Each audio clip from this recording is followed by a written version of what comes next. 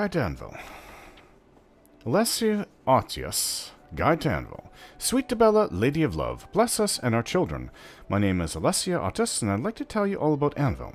The seat of Anvil County is by the sea, and at first glance is very pretty, but when you examine it closely, it turns out to be quite unpleasant.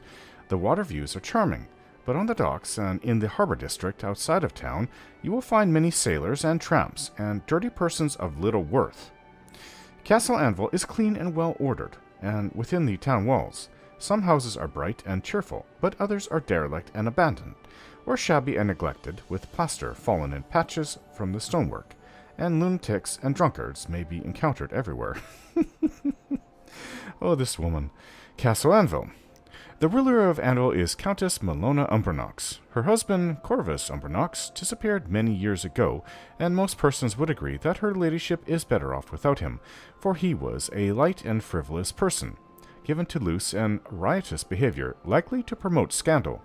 The countess herself is a righteous and godly woman, and an excellent ruler, well loved by the people.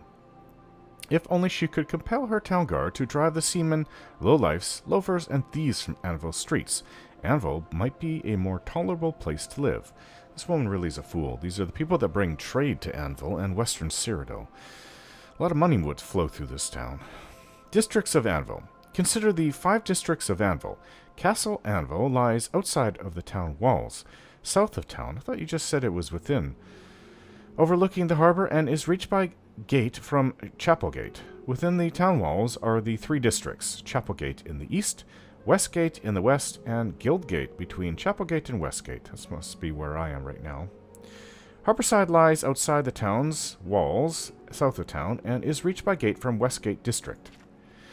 Chapelgate. A more beautiful chapel may not be seen in all Cyrodiil. A quiet garden for meditation with a fine statue of Debella lies between the chapel and the town wall, and across from the chapel is a lovely garden with covered arcade, where worshippers are protected from the elements. Regrettably, the people of Anvil seem little inclined to appreciate these advantages, and are seldom seen worshipping in the chapel. Whether this is the fault of the primate, who is a vain and shallow woman, or the countess, who does little to encourage regular chapel worship by her example, I am unable to judge. So even when you do go to the chapel and show that you have a lot of piety, it's still not enough for this woman. Guildgate. In fact, also, I think that the primate was murdered inside the chapel. Everybody was killed. I know this is probably a few years old, but still. Guildgate. The most prosperous part of Anvil is entered by Guildgate, or Main Gate, or North Gate. Here side by side may be seen the handsomest and ugliest of Anvil's buildings. The guilds are kept clean and in good repair, and both Mages Guild and Fighters Guild are unusually ambitious and industrious by Cyrodiil's common standard. The heads of the Mages Guild, Cyrodiil, is a scholar of good reputation and an outspoken enemy of necromancy, summoning, and the dark arts. Summoning? Well, that's much different than necromancy. The Fighters Guild here is well-staffed and active, and shows no signs of the fecklessness and poor morale of chapters elsewhere in Cyrodiil. However, next to the Mages Guild is a ruin, long boarded up and abandoned, and a prominent eyesore. Is that the house that's for sale? Westgate. This is the residential district of Anvil. The houses here are shabby and ill-kept. The people are untidy and dull, with the exception of Anvil's famous citizen, the Argonian authoress Quillweave. She's here. Oh, okay, I didn't know she lived here.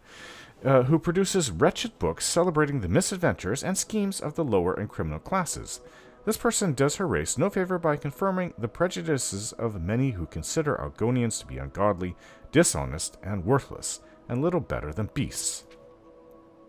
Harborside. It's only going to get worse.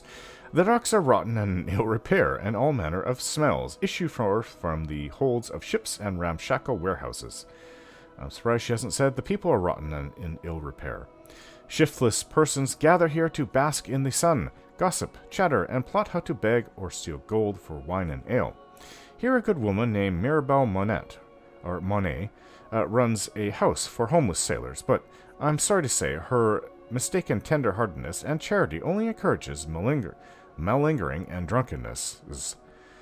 Drunkenness. Instead, she should urge those wicked and idle men to improve themselves through industry and the teachings of the Nine.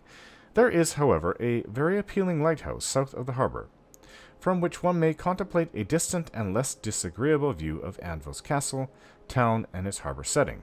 May the Nine guard and guide you. I don't know why I read this, actually.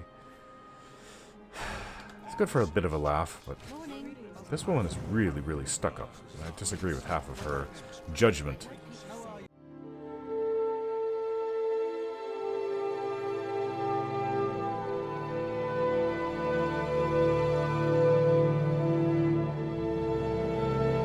Don't forget to like, share, and subscribe.